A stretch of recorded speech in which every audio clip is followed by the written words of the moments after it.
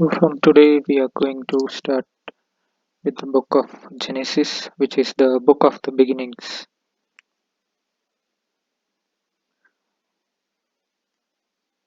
In the beginning God created the heavens and the earth.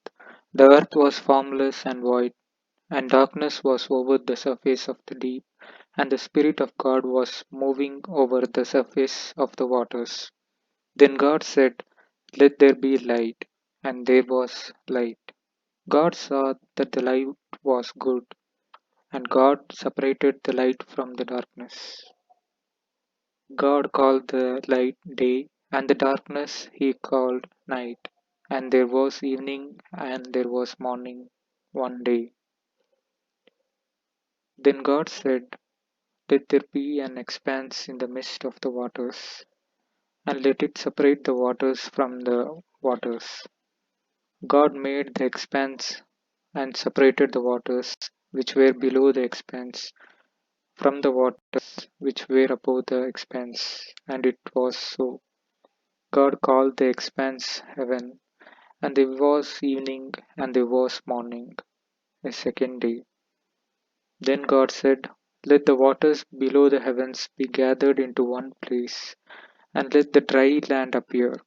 And it was so. God called the dry land earth, and the gathering of the waters he called seas. And God saw that it was good.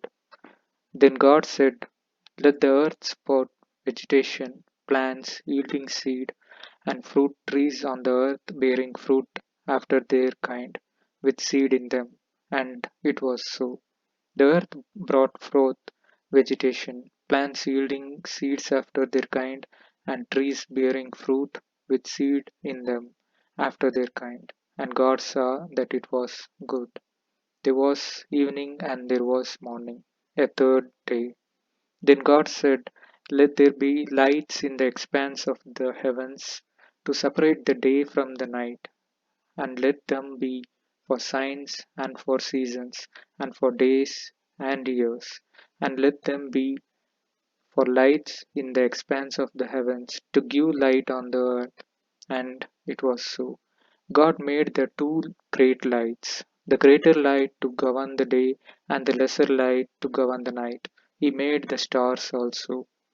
God placed them in the expanse of the heavens to give light on the earth, and to govern the day and the night, and to separate the light from the darkness. And God saw that it was good. There was evening and there was morning, a fourth day. Then God said, "Let the waters teem with swarms of living creatures, and let birds fly above the earth in the open expanse of the heavens." God created the great sea monsters and every living creature that moves, with which the waters swarmed after their kind, and every winged bird after its kind. And God saw that it was good. God blessed them, saying, "Be fruitful and multiply, and fill the waters in the seas, and let birds multiply on the earth." There was evening and there was morning, a fifth day.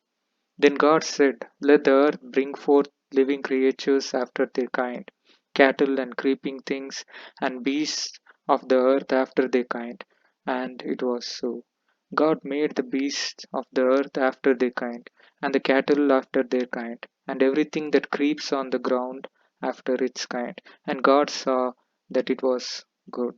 Then God said, "Let us make man in our image, according to our likeness, and let them rule over the fish of the sea, and over the birds of the sky, and over the cattle, and over all the earth, and over every creeping thing that creeps on the earth."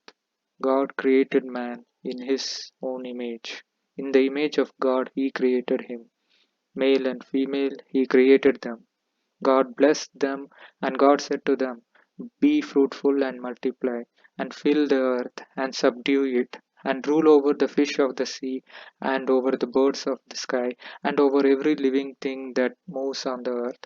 Then God said, "Behold, I have given you every plant yielding seed that is on the surface of all the earth, and every tree which has fruit yielding seed. It shall be food to you. and to every beast of the earth, and to every bird of the sky, and to everything that moves on the earth, which has life. I have given every green plant for food. And it was so. God saw all that he had made, and behold, it was very good. And there was evening, and there was morning, the sixth day. So let's begin the journey. We look into the overview of the Bible and few resources and few questions. How do you think are God's imagination and His words related?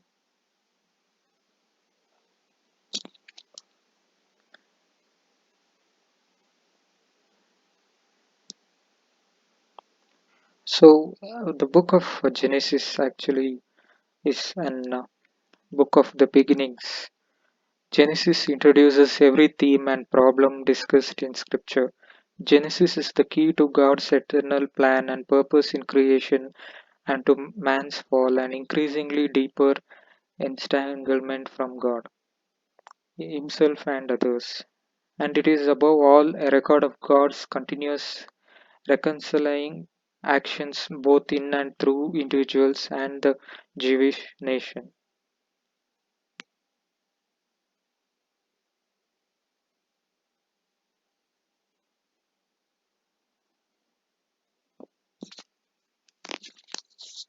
How is the man in God's image? How does it differ in kind, not merely in degree, from other creatures?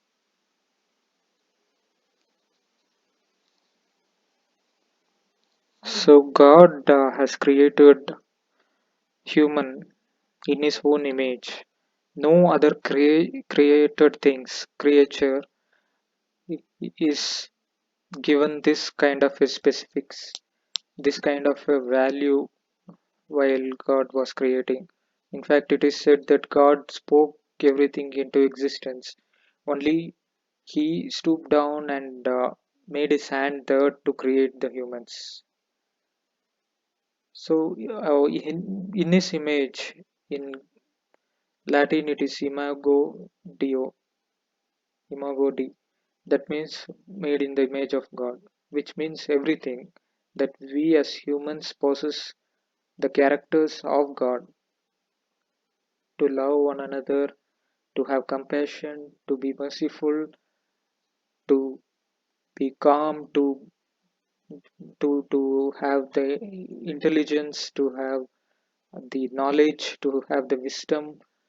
Every aspect of God is given to us, and more than anything, the highest form of love that God showed us is the freedom that He has given, the freedom of choice to do everything.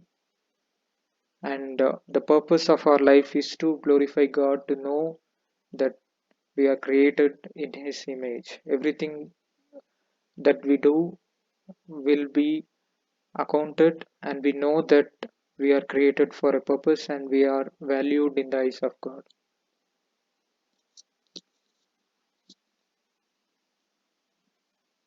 What in the story of creation shows not only God's greatness but also His goodness?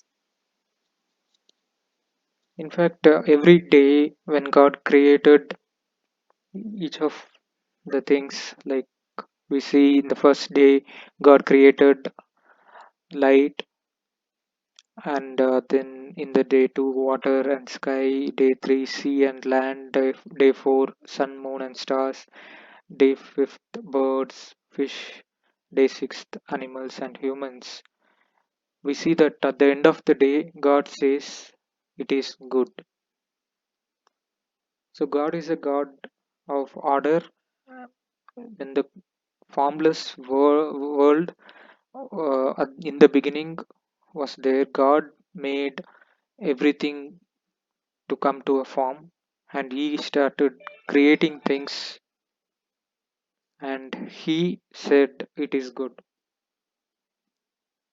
How do you show God's concern for nature in your treatment of wildlife and natural resources? In fact, God has commanded us to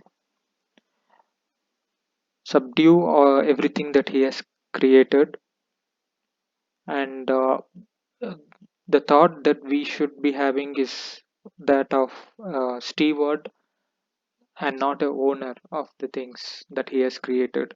So we have the responsibility to take care of the nature, to take care of the ecology, the balance in the ecology. We should not be exploiting the nature. We should be helping it to grow, because everything is created by God and it belongs to God alone.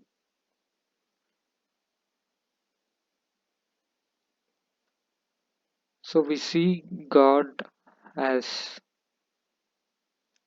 a God who always existed. So Genesis does not point towards a particular time where God is created, or it does not say God as a person begins from this time, because time is created by God, and the book of Genesis is the book of beginnings. It starts from everything that God created, including time. So God is existing forever, is an eternal God who does not have any cause for his creation, but he has created everything out of his power, out of his word. He spoke and things got created. So he is also a God of creation, and no one in this world can create any nothing. No one can create anything from nothing. But we know that there was nothing, but then God created everything, including time, and space and matter. Everything God created through His Word. And we see in John, the Gospel of John begins by saying, "In the beginning was the Word, and the Word was with God, and the Word was God." And also, it tells about the fact that God as Father, Son, and the Holy Spirit. So, in God spoke things to existence through the Son, Jesus Christ, and the Spirit was in the process of creating everything according to the purpose and the Word of God. So, we see a perfect unity among the Trinity.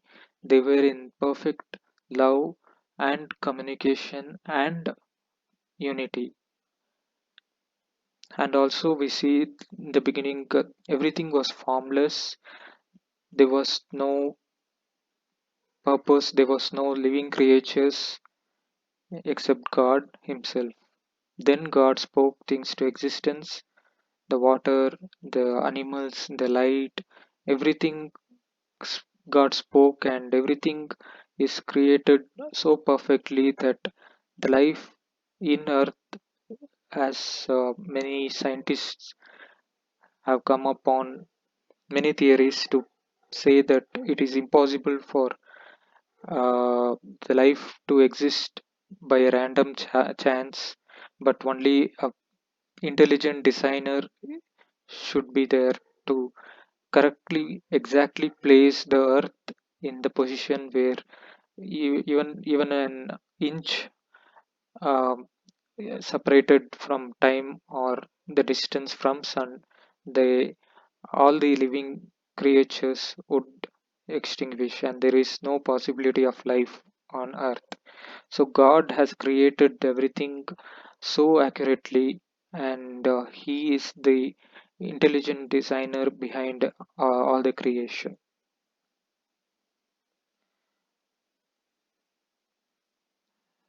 So some of the things which we can use to learn from the Bible is the resources that we have got.